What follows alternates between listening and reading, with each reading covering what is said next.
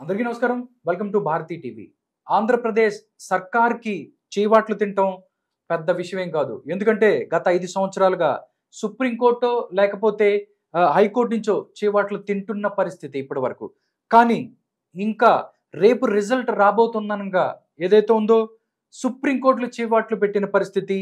PRK Pinnelli Ramakrishna Reddy ఎవరైతే మాచర్లకు సంబంధించిన ఆయన ఉన్నాడో ఆయన మీద ఆయన ఏదైతే మాచర్లలో నేను ఏదైతే తిరుగుతానో అక్కడ పోలింగ్ స్టేషన్‌కి వెళ్ళి అక్కడ పోలింగ్‌ని ఎలా జరుగుతుందని తెలుసుకుంటాను అని దానికోసం వాళ్ళేసిన పిటిషన్‌ని కొట్టివేసిన పరిస్థితి. దాంతో పాటు చాలా విషయాల్లో కూడా సుప్రీం కోర్ట్ చీవాట్లు పెట్టింది ఆంధ్రప్రదేశ్ ప్రభుత్వాన్ని. ఒకసారి మనతో పాటు దుర్గాప్రసాద్ మాస్టర్ గారు ఉన్నారు. మాస్టర్ గారితో మాట్లాడుతూ అసలు ఏ ఏ అంశాల మీద సుప్రీం కోర్ట్ చీవాట్లు పెట్టింది? ఏంటి? దాని వెనక ఏముంది అనేది తెలుసుకుందాం. నమస్కారం సార్. నమస్కారం రాధాకృష్ణ గారు. సార్ ఏంటి సార్ మొత్తం చూస్తే గత 5 సంవత్సరాలుగా సుప్రీం కోర్టు వైసీపీ ప్రభుత్వాన్ని గాని వాళ్ళ నాయకులను చీవాట్లు పెడుతున్న పరిస్థితే. బట్ ఇప్పుడు పిన్నెల్లి రామకృష్ణారెడ్డి ఎవరైతే ఉన్నారో ఆయన మాచర్లకు సంబంధించి రేపు కౌంటింగ్ కాబట్టి నేను మాచర్లో ఉంటాను, మాచర్లో పోలింగ్ స్టేషన్స్‌కి వెళ్తాను అని చెప్పి ఆయన ఏదైతే పిటిషన్ వేసాడో దాన్ని కొట్టేసింది. పరిసర ప్రాంతాలకు కూడా నువ్వు ఎక్కడ వెళ్ళటానికి వీల్లేదు అని చెప్పింది. ఏం చెప్తారు సార్ దీని గురించి? అసలు హైకోర్టు ఎలా ఇచ్చిందంటే వ్యవస్థను మనం దాన్ని విమర్శించడం కాదు కానీ మొత్తం ప్రజలందరూ చాలా ఆశ్చర్యపోయారండి. క్లియర్గా ఆ ఈవీఎంను బద్దలు కొట్టడమే కాకుండా అక్కడ ఉన్న వాళ్ళకి వార్నింగ్ ఇవ్వడం, అడ్డొచ్చిన కార్యకర్తలు మళ్ళీ నైట్ ఈవినింగ్ వెళ్ళిన తర్వాత వాళ్ళ బుర్ర బద్దలు కొట్టేయడం, ఇవన్నీ చూసి మొత్తం సభ్య సమాజం అంతా అందరూ ఆశ్చర్యపోయారండి. ఏంటి మనం ఎక్కడున్నాం? ప్రజాస్వామ్యంగా బద్ధంగా జరగవలసిన ఎలక్షన్లో ఇలా చేస్తారా? ఏంటి అధికారం అంటే ఏంటి? అధికారం ఉన్నందుకు కారణంగా ఈయన ఇలా చేశాడా? అందరూ ఇలా చేస్తే మనకు తెలియలేదా? ఇంకెన్ని చేశారు అని చెప్పేసి అందరూ అనుకుంటుంటే సుప్రీంకోర్టు అయితే ఇచ్చిందండి. ఏమని? నువ్వు వెళ్ళటానికి వీల్లేదని చెప్పింది. అవును. అంటే ఇంకేం అరాచకాలు చేస్తారు, విధ్వంసం చేస్తారు, ఇంకేమైనా అరాచకాలు చేస్తారో. సుప్రీంకోర్టు ఇంకోటి కూడా మీరు చెప్పింది గురుగారు, అసలు ఇంత దారుణం చేస్తుంటే అసలుకి ముందస్తు బెయిల్ మీరు ఎలా ఇచ్చారు దీనికి అని హైకోర్టుని మందలించిన పరిస్థితి. అవునండి. అంటే ఏమవుతుందంటే అందరికి ఆశ్చర్యం వస్తుంది. అంటే మనం హైకోర్టుని తప్పు పట్టలేం కదా. అవును. హైకోర్టుని తప్పు పట్టుకెళ్ళి ఎవరికి శక్తి ఉంది? మన సుప్రీంకోర్టుకి ఉంది. మనం ఎవరైతే ఉన్నామో బట్ వాళ్ళు ఇచ్చిన తీర్పు మీద మాట్లాడుకునే హక్కు ఉంది. బట్ ఆ తీర్పుని వ్యతిరేకించే హక్కు మాత్రం మనకు లేదు. సుప్రీంకోర్టు అయితే దానికి అపోజ్. కానీ అందరూ ఆశ్చర్యపోయారు. అంత విధ్వంసం తర్వాత వినాశనం చేసిన తర్వాత అది ఎలా ఇచ్చాడు ఆయన అని చెప్పేసి. అంటే ఏంటి వ్యవస్థలు మేనేజ్ జగన్ గారు అంటుంటారండి. చంద్రబాబు నాయుడు గారు కూటమి వ్యవస్థలు మేనేజ్ చేస్తున్నారు అనేది. అది ఎవరో ఇప్పుడు అందరికి అర్థమైందండి. మాస్టర్ గారు ఇంకోటి కూడా అంటే పిన్నెల్లి రామకృష్ణారెడ్డి గారికి సంబంధించి ఆయన అరెస్ట్ చేయబోతున్నారు అనేది ఫస్ట్ తెలిసింది. ఫస్ట్ అరెస్ట్ అవ్వలేదు, ఆయన ఎక్కడికో పారిపోయిన పరిస్థితి, దొరికేశాడంటూ. బట్ కొన్ని రోజులు కూడా పోలీసులకు అందుబాటులో లేకుండా తప్పించుకు తిరిగిన పరిస్థితి. బట్ ఇప్పుడు చూసుకున్నట్టయితే ఆయన అరెస్ట్ అవుతాడు అనుకున్నారు. బట్ ఆయన అనూహ్యంగా ఏదైతే హైకోర్టుకి సంబంధించి అక్కడ ఏదైతే బెయిల్ పిటిషన్ వేయటం ఓకే చేయటం కూడా జరిగిపోయింది. నిజంగా ఆ రోజు నిజంగా అందరూ అరెస్ట్ అవుతారన్న పరిస్థితి. ఈరోజు సుప్రీంకోర్టు ఈ యొక్క మాట మాట్లాడిన తర్వాత ఆ రోజు హైకోర్టు చెప్పింది రాంగ్ అని చెప్తుంది. నిజంగా ఎంతో కొంత మేనేజ్ అయ్యింది. ఎందుకంటే రాష్ట్ర ప్రభుత్వం ఎంతో కొంత మేనేజ్ చేసుకుంది, ఆయన అరెస్ట్ కాకుండా చూసుకుంది అనుకోవచ్చా? అంతేకాదు పోలీసులు ఏదైనా దొంగని చూడండి, నిమిషాలు గంటల్లో పట్టిస్తారండి. అవును. 1 అవర్ మొత్తం ఫోన్ ట్రాక్ చేసి మొత్తం వీళ్ళు రిలేటివ్స్ మాట్లాడించి మొత్తం ట్రాక్ చేస్తారండి. వీళ్ళే కావాలని తప్పు చేస్తే, అంటే వీళ్ళే కావాలని అటెళ్ళు ఇటెళ్ళు అనేసి రాంగ్ డైరెక్షన్ చెప్తారు అనుకోండి. ఒక టీం వెళ్తుంది అనుకోండి, ఆ టీంకి కావాలని వాళ్ళ అధికారులు అంటే అనుకూలమైన అధికారులు ఏం చేస్తారు? ఒక రూట్ ఎక్స్ రూట్ లో వెళ్తాడు, వై రూట్ లో వెళ్తాడని చెప్తారు. అలా చెప్తే ఏమవుతుందంటే ఆటోమేటిక్ గా డైవర్షన్ అన్నమాట. చూడ ఆ కార్ డ్రైవర్ దొరికాడు, తర్వాత ఇంకొక సెక్యూరిటీ వాళ్ళు దొరుకుతున్నారు, కానీ ఆ పోలీస్ అతను ఇలా దొరికారు, కానీ అసలు పిన్నెల్లి రామకృష్ణ దొరకలేదండి. ఎక్కడ దాక్కుని చెప్తాడు. ఒక ఇంటర్వ్యూ కూడా ఒక ఛానల్ కి ఇంటర్వ్యూ ఇచ్చాడు ఆయన.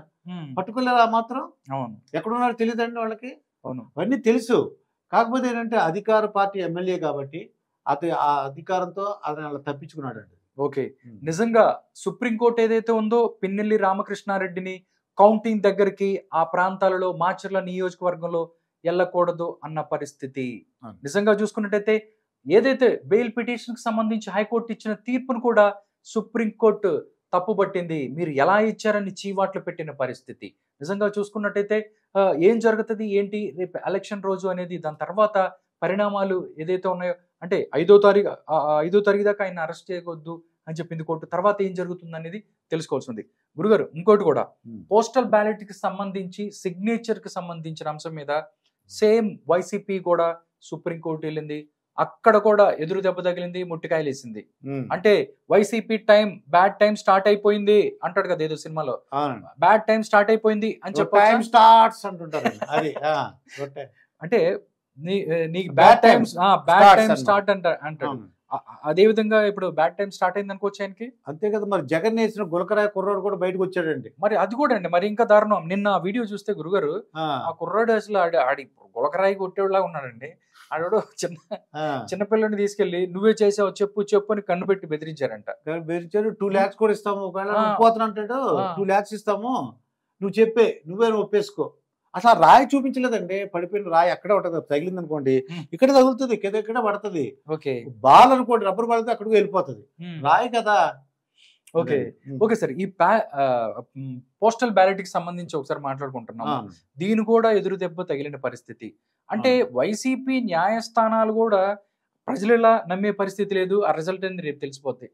న్యాయస్థానాలు కూడా ముట్టికాలిస్తున్న పరిస్థితి. ఎలా చూస్తారు పోస్టల్ బ్యాలెట్ కి సంబంధించి వైసీపీకి సంబంధించిన పిటిషన్? వై నాట్ 175 అన్న ధీమా ఉంటే పోస్టల్ బ్యాలెట్ కదా దాని అమ్మ ముగ్గుడు ఎవడైనా సరే టైప్ లో ఉండాలి.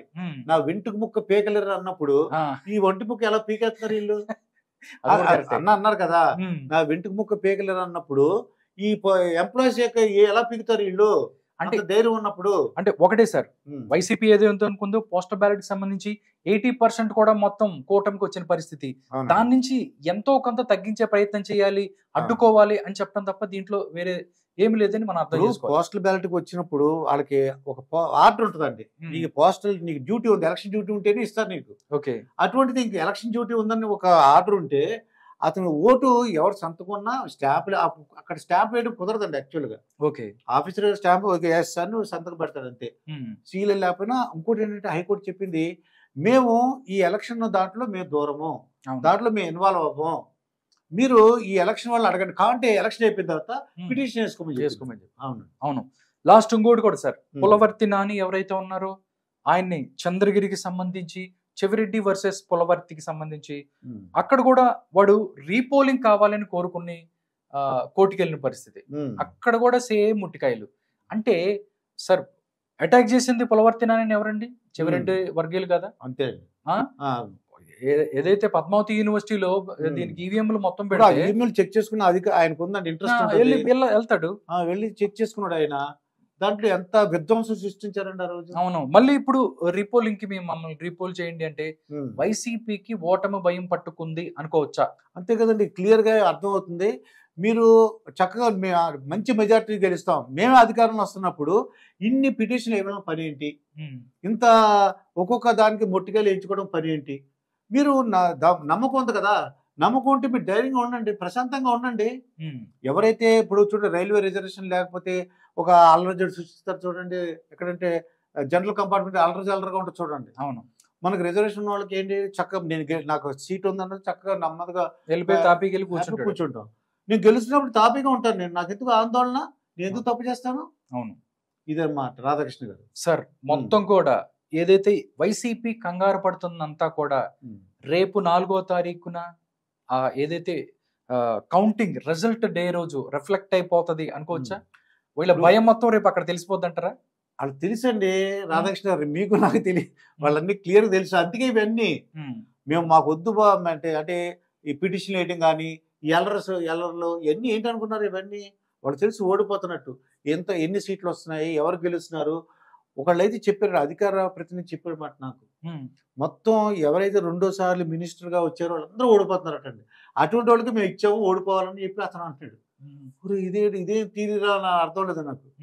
ఓడిపోయే వాళ్ళందరూ కూడా మినిస్టర్లు ఇచ్చారట అని ఆయన తీరి ఆయన చెప్తున్నాడు.